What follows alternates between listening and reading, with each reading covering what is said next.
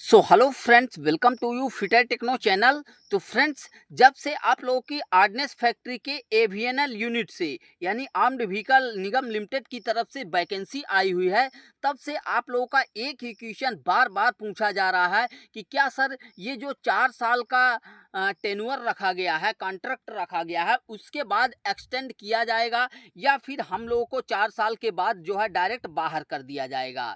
तो देखिए, इसके लिए हमने जो है पूरा डिटेल में जो है जानकारी कलेक्ट किया है, वहाँ पर कंपनियों में कुछ बात किया है, तो उस सिनेरियो के हिसाब से बताएंगे कि बढ़ाया जाएगा या फिर नहीं बढ़ाया जाएगा। और उसके बाद डिस्कस करेंगे कि किसको इसको ज्वाइन करना चाहिए और किन छात्रों को जो है नहीं ज्वाइन करना चाहिए। तो देखिए, इसको डिस्कस करने से पहले आप लोगों को बता दें कि चैनल पर यदि आप लोग नए हैं, सब्सक्राइब नहीं किए हैं, तो सब्सक्राइब जरूर कर लीजिए। तो देखिए, यहाँ पर जब वैकेंसी आई थी तभी आप लोगों को बता दिया गया था कि ये जो वैकेंसी है ये फिक्स टर्म एम्प्लॉयमेंट के तहत है, यानी कॉन्ट्रैक्ट बेस की है, जिसमें आप लोगों को बता दिया गया था कि जो आपका 1 साल रहेगा, पहला साल वो आपका ट्रेनिंग पीरियड रहेगा। उसके बाद 3 ईयर और मिला के यानी टोटल 4 ईयर का, 4 साल का जो है यहाँ पर मैक्सिमम आपका कॉन्ट्रैक्ट रखा गया है। ठीक है, लेकिन यहाँ पर क्या बोला गया है कि यहाँ पर ध्यान दीजिएगा कि further fixed term employment made be extended.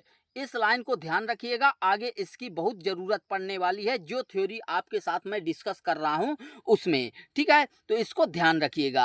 अब आप लोगों को बता दें कि पहले क्या होता था, आर्डनेस फैक्ट्री में आर्डनेस फैक्ट्री बोर्ड होता था जो कि आप लोगों का वैकेंसी कंडक्ट कराता था। लेकिन उसके बाद आप लोगों का जो आर्डनेस 41 आर्डनेस फैक्ट्री है, इनको 7 डीपीएसयू में कन्वर्ट कर दिया गया है, यानी डिफेंस पब्लिक सेक्टर यूनिट में कन्वर्ट कर दिया गया।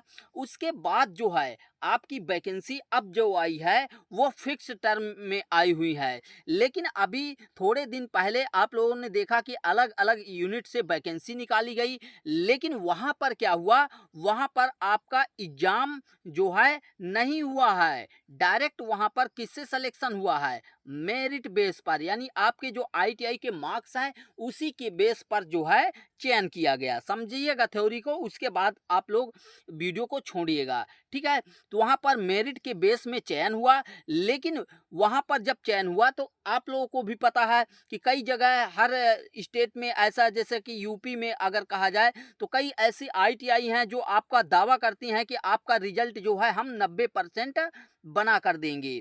हालांकि मेरे जानकारी में भी कुछ ऐसी आईटीआई हैं जो ऐसा दावा करती हैं और वो करवा देती हैं। ठीक है, तो उससे क्या होता है कि जिन छात्रों को आईटीआई के बारे में कुछ नहीं पता है, वो जो है मेरिट में अपना नाम जगह बना लेती हैं। ठीक है, और ऐसा हुआ है। ठीक है, जो हमने कंपनी पर बात किया है, वहाँ पर जो आपके आर्डनेस फैक्ट्रियाँ हैं वहाँ पर हमने बात किया, तो वहाँ से बताया गया कि मेरिट बेस पे चयन हुआ, तो किसी छात्र का मान लीजिए 95% आया हुआ है और उसके पास आईटीआई की कोई नॉलेज नहीं है, फिर भी उसका चयन हो गया। ठीक है, क्योंकि वो आईटीआई के बारे में पता ही नहीं है, क्योंकि वो मतलब आईटीआई के सहयोग से जो है उसको कुछ ऐसा सिस्टम बनाया गया जहाँ से उसके हाई परसेंटेज आ गए।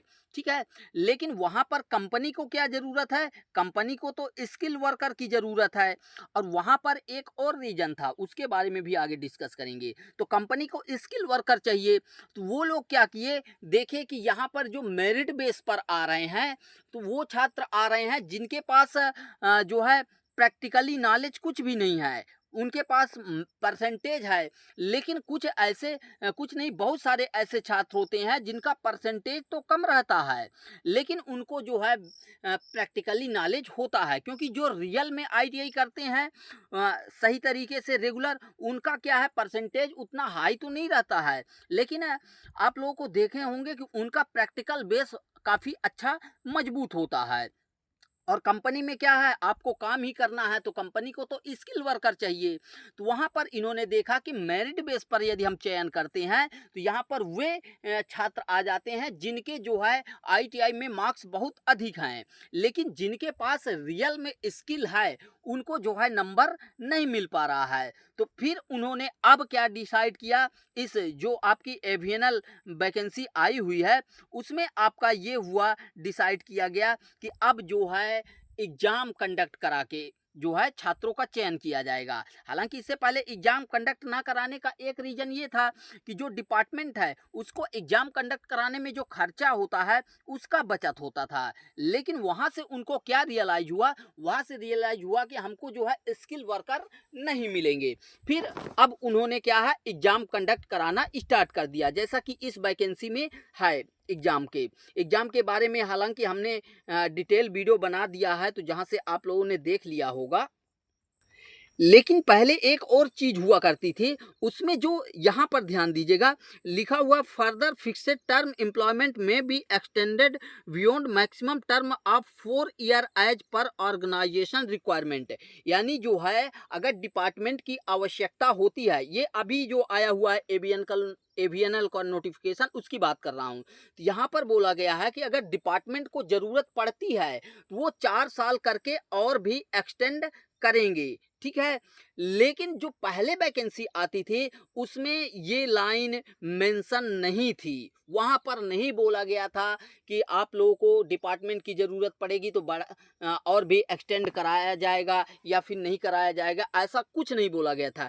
डायरेक्टली वहाँ पर जो है आपका कॉन्ट्रैक्ट बेस पर लिया गया था, ठीक है। तो वहाँ पर क्या होता था कि जिनको रियल में प्रैक्टिकली नॉलेज है, थ्योरी का नॉलेज है, प्रैक्टिकल का नॉलेज है, वो लोग भी ज्वाइन नहीं कर रहे थे। यानी कहा जाए तो ऑर्डिनेंस फैक्ट्री को जो है स्किल वर्कर नहीं मिल पा रहे थे। तब से इन्होंने क्या किया कि स्किल वर्कर खोजेंगे, क्योंकि उनको भी जो लड़के ज्वाइन करते थे ज़्यादातर वो छोड़ के चले जाते थे। इस वजह से इन्होंने ये देखा कि हम जो है यहाँ पर एग्ज़ाम कंडक्ट कराते हैं और एग्ज़ाम कंडक्ट कराने के बाद यहाँ पर बोलते हैं कि मतलब आपका एक्सटेंड किया जाएगा, तो छात्र यहाँ पर आएंगे, यानी जिनके पास रियल नॉलेज है वो कैंडिडेट यहाँ पर आएंगे। और जैसा कि आप लोगों को पता है कि एक आपका एचएएल डिपार्टमेंट है, हिंदुस्तान एरोनॉटिक्स लिमिटेड, ये कई सालों से जो है 4 साल के कॉन्ट्रैक्ट पीरियड में वैकेंसी निकालता है, एग्ज़ाम कंडक्ट कराता है, लेकिन किसी भी कैंडिडेट को बाहर नहीं करता है। तो यहाँ पर अपने सिनारियो से जो हमने बताया आप लोगों को, आप लोग सोचिए वो क्या चाह रहे हैं। डिपार्टमेंट चाह रहा है कि हमको स्किल वर्कर मिले, और वो नहीं चाहता कि किसी भी कैंडिडेट को 1 साल आप ट्रेनिंग दीजिए, फिर उसके बाद 3 साल, 1 साल इस ट्रेनिंग के दौरान उन पर खर्चा करिए, उनको सिखाइए और साथ ही उनको सिखाने के साथ पेमेंट भी देना है, लेकिन उसके बाद काम क्या करवाना है, केवल 3 ही साल करवाना है। तो ऐसा जो है डिपार्टमेंट, कोई भी डिपार्टमेंट नहीं चाहता कि किसी की नॉलेज को बढ़ाएं, किसी अपने वर्कर को जो है स्किलफुल करें और उसके बाद जो है उसको कंपनी से बाहर कर दें। तो ऐसा कोई भी डिपार्टमेंट नहीं चाहता है। और मैं भी 90% चांस है कि ऑर्डिनेंस फैक्ट्री भी ऐसा, एबीएनएल भी ऐसा नहीं करेगी। वो आप लोगों को 1 साल का ट्रेनिंग पीरियड देगी, उसके बाद 3 साल वर्क करवाएगी और उसके बाद फिर से आपका 4 साल एक्सटेंड किया जाएगा। क्योंकि आप लोगों को पता है कि अगर उसको नहीं करना होता तो ये लाइन ये लोग मेंशन नहीं करते, क्योंकि उनको मेंशन इसलिए उन्होंने किया, पिछली वैकेंसी में उन्होंने देखा और रियलाइज किया। ये जो मैं बता रहा हूँ ये कंपनी की तरफ से, कर्मचारियों की तरफ से बताया गया था। कई हमारे फ्रेंड हैं और एक हमारे रिलेटिव हैं जो ऑर्डिनेंस फैक्ट्री में कार्यरत हैं, तो उनके द्वारा जो है ये जानकारी दी गई, तो उस सिनारियो पर बात कर रहे हैं, ठीक है। तो कोई भी कंपनी हो, ऑर्डिनेंस फैक्ट्री हो या फिर कोई और, वो नहीं चाहती है कि किसी भी वर्कर को 4 साल हम एक्सपीरियंस दें, फिर एक्सपीरियंस वर्कर को जो है हम बाहर कर दें, ठीक है। तो वो लोग यही चाहते हैं इसको मेंशन करने का। क्योंकि अगर सोचिए यहाँ पर एक और सिनारियो है कि अगर उनको 3 साल ही, 1 साल का आपका ट्रेनिंग पीरियड और प्लस 3 साल का आपका वर्क एक्सपीरियंस रहेगा। तो इस 4 साल को करवाने के बाद अगर उसको निकालना ही होता तो यहाँ पर ये लोग एग्ज़ाम क्यों कंडक्ट कराते हैं? क्योंकि एग्ज़ाम कंडक्ट कराने में थोड़े पैसे खर्च नहीं होते हैं, बहुत ज़्यादा खर्च होते हैं। अलग-अलग सिटी में एग्ज़ाम कंडक्ट कराना, एग्ज़ाम एजेंसी को जो है हायर करना, तो वहाँ पर खर्चे आते हैं। अगर इनको ऐसा करना होता तो डायरेक्ट ही जैसे पहले करवा रहे थे मेरिट बेस पर, तो उसी पर ही ले लेते। क्यों मैं सही बोल रहा हूँ या गलत? आप लोग कमेंट करके ज़रूर बताइए। तो अगर आपने फॉर्म भरा है इस एवीएनएल वैकेंसी का और आप लोग नहीं भी भरे हैं तो भी तैयारी जारी रखिए और एग्ज़ाम दीजिए, आप लोगों को ज्वाइन करना है, ठीक है। अब जो छात्र फॉर्म नहीं भर पाए हैं वो क्या करें, तो आप लोगों को बता दें कि जो अदर डीपीएसयू हैं एवीएनएल के अलावा, उनमें भी आपको जल्द वैकेंसी देखने को मिलेगी। तो आप लोग प्रिपेयर रहिए, अपने आप को तैयार रखिए, दूसरे भी डीपीएसयू से वैकेंसी आने वाली है, ठीक है। अब बात करें कि ठीक है हम एग्ज़ाम भी दे दिए और हमारा सिलेक्शन हो गया, तो अगर हम ज्वाइन करते हैं तो ज्वाइन करने के बाद जो है अगर कहीं हमारा लाइफ गड़बड़ी तो नहीं होगा, तो आप लोगों को बता दें। देखिए यहाँ पर ये कॉन्ट्रैक्ट बेस की है, इससे कोई इशू नहीं होता है, ठीक है। आप लोग ज़रूर ज्वाइन करिए। अभी क्या करिए, आप लोग ज्वाइन कर लीजिए, फिर आप अपनी तैयारी कंटिन्यू रखिए और जैसे ही किसी दूसरे डिपार्टमेंट में आपका चयन हो जाता है तो इसको आप छोड़ दीजिए और वहाँ से निकल लीजिए। तो इसको आप पहली सीढ़ी मानकर ज्वाइन करिए, ये मान के ज्वाइन ना करिए कि हमारा परमानेंट हो गया है।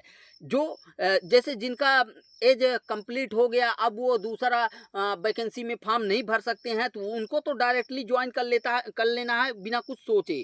लेकिन जो ऐसे कैंडिडेट हैं जिनको अभी मौका है, तो आप लोग इसको फॉर्म भर दिए हैं, एग्ज़ाम दीजिए और एग्ज़ाम देने के बाद यदि चयन होता है तो ज्वाइन करिए और एज ए सीढ़ी आपको एक स्टेप में इसको ज्वाइन करना है और अपनी कंटिन्यू तैयारी रखना है। जैसे ही किसी दूसरे डिपार्टमेंट में जाना है तो इसको छोड़ सकते हैं। तो आई होप हम जिस टॉपिक पर चर्चा कर रहे थे सब कुछ डिटेल से डिस्कस कर लिए हैं। अभी भी कोई आपका डाउट है तो कमेंट बॉक्स में कमेंट करके ज़रूर बताइए। मिलते हैं नेक्स्ट वीडियो में। Thanks for watching and bye bye.